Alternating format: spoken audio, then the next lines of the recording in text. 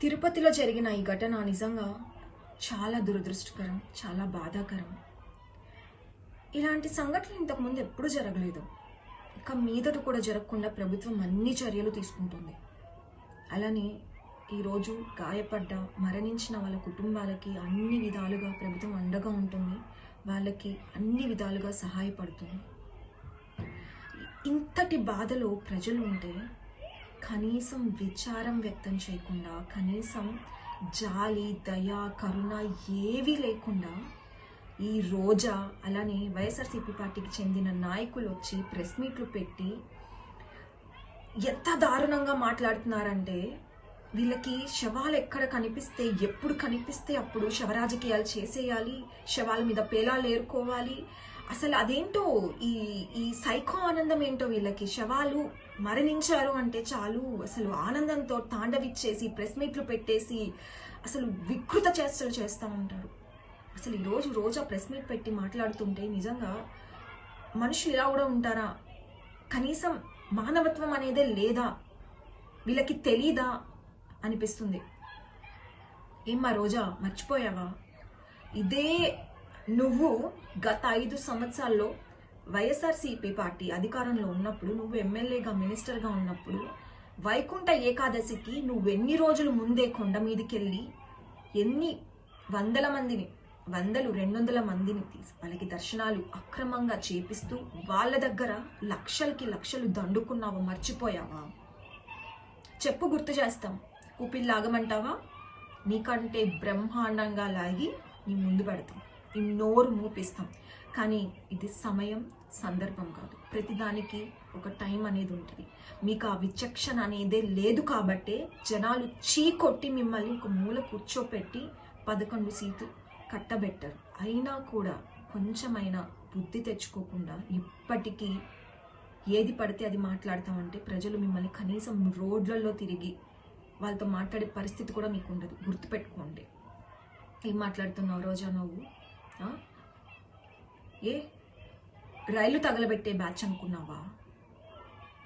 లేకపోతే ప్రజలకి, ఒక సామాన్య భక్తుడికి, దేవుడికి మధ్య ఎంతో అసలు అందుకోలేనంత దూరం క్రియేట్ చేసిన మీ పార్టీ ఈవోలు అనుకున్నావా?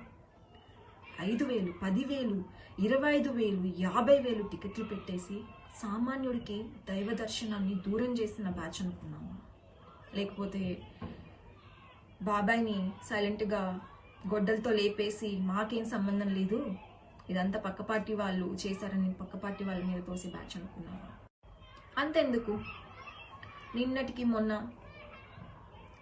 అభిషేక్ రెడ్డి చచ్చిపోతే మీ పార్టీ నాయకులు ఎవరు వచ్చి ప్రెస్ మీట్లు పెట్టి ఏమీ మాట్లాడలేదు? ఎందుకు?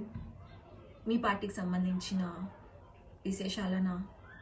ఎందుకమ్మా ఇలాంటి సందర్భాన్ని రాజకీయం చేసి, శవరాజకీయాలని చేసి శవాలని పిక్కు తింటారు రాబందుల్లాగా, గద్దల్లాగా? మారండి ఇప్పటికైనా. ప్రభుత్వం పైన బురద చల్లాలి అనుకుంటే మీ పిచ్చితనం, మీ వెర్రితనం.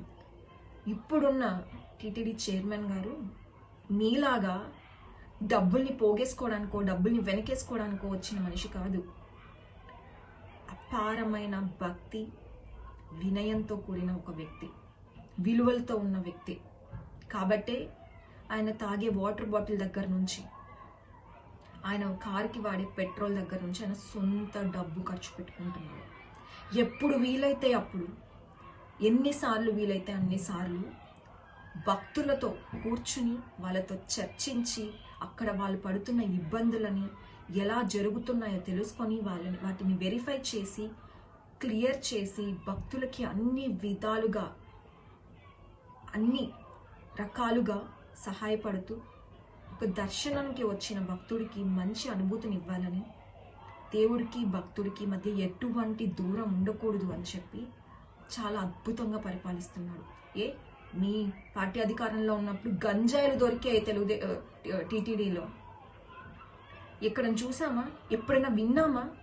పరమ పవిత్రమైన టీటీడీలో గంజాయి దొరకడం ఏంటి? లేకపోతే అన్యమత ప్రచారాలు జరగడం ఏంటి? అన్నీ మీ ప్రభుత్వంలో జరిగితే ఇప్పుడు ఏ నోరు ఎత్తుకొని వచ్చి మీరు ప్రెస్ మీట్లు పెట్టి ఇంత అన్యాయంగా ఇంత దారుణంగా మాట్లాడుతున్నారు. విచక్షణతో ప్రవర్తించండి. ఏ సమయంలో ఏ సందర్భంలో ఏం మాట్లాడాలి, ప్రజలకి మనం ఏం చెప్పాలి, ఎలా అండగా ఉండాలి కష్ట సమయాల్లో అనేది తెలుసుకుని మాట్లాడండి, ప్రవర్తించండి. ఇంకా కూడా మీకు బుద్ధి రాకుండా ప్రవర్తిస్తాము అంటే ప్రజలు మిమ్మల్ని క్షమించరు. ఇప్పటికే ఒక 11 సీట్లు ఇచ్చి మూలను కూర్చోబెట్టారు. ఇప్పటికీ కూడా మీరు మారకపోతే కనీసం మీరు రోడ్లో తిరిగే పరిస్థితి కూడా ఉండదు. ప్రజలు అన్నీ గమనిస్తున్నారు. ఈ ఒక్క విషయాన్ని మీరు గుర్తుపెట్టుకోవాలి, ఎప్పటికీ గుర్తుపెట్టుకోవాలి.